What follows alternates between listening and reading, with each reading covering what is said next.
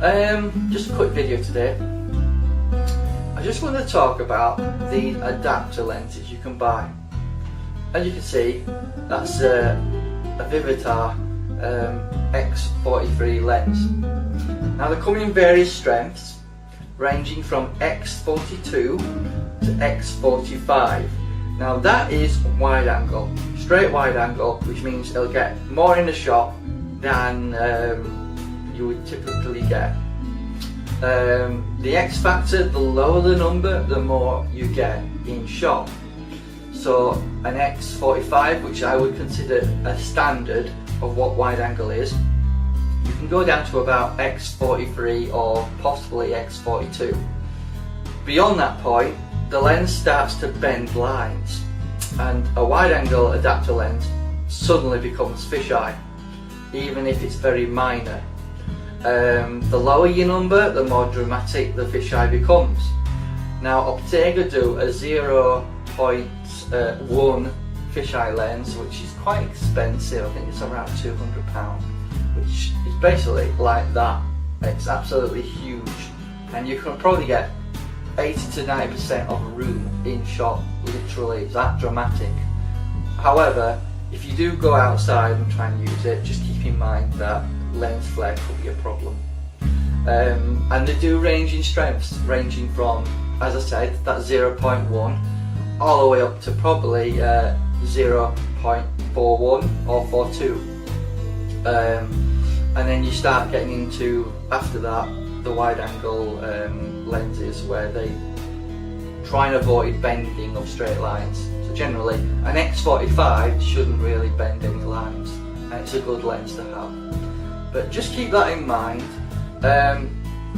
This other part of the portion of this video I wanted to talk about image quality as well on these. Now I do have about 8 or 7 of these, and I do want to report something that I have found out why people don't use these professionally, and it's because they're rubbish. I think if you're doing a review at close magnifications, nothing in terms of infinity or anything that's distance, I think you might be alright. Such if you're using it for reviews in a room, I don't think it's going to be an issue. However, I think if you're going to take pictures outside, try and get pictures of wildlife or buildings or any sort of professional work, I would highly advise you not to use them.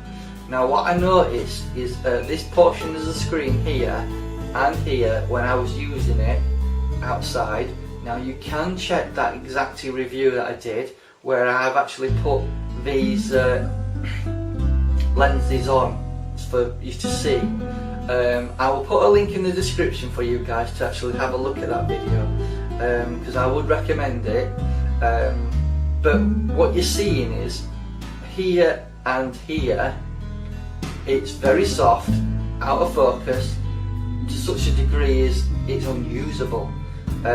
Obviously if you was to use it to take some video or photography, you can probably do some cropping and it will probably do a good job. What I did find is, in the centre of the image, it wasn't bad at all, it was quite sharp.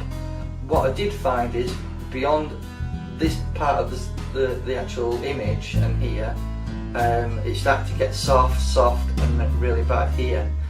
So I just wanted to show you guys the advantages and disadvantages of these lenses. Obviously the advantage is you don't have to buy an expensive lens, you just stick it on your camera lens and you can see more in your shot. I think if you're doing reviews inside, I think these lenses might be okay for reviews and interior shots, because obviously this particular sort of lens is used for basically taking pictures of buildings, interiors, that sort of thing, and a lot of the estate agents use them. In the UK, that's what we call people that sell houses, by the way. I know you guys in America have your own different type of people that maybe call something different, I don't know. Anyway, I'll put a link in the description, as I said. I just wanted to tell you guys about the advantages and disadvantages of these lenses, and after using them I think I might stick to my SLR with my 17mm lens. So that's my roundup of these adapter lenses. Professionally, don't use them. If you're going to do video reviews, I would say you could probably use them and there shouldn't be an issue.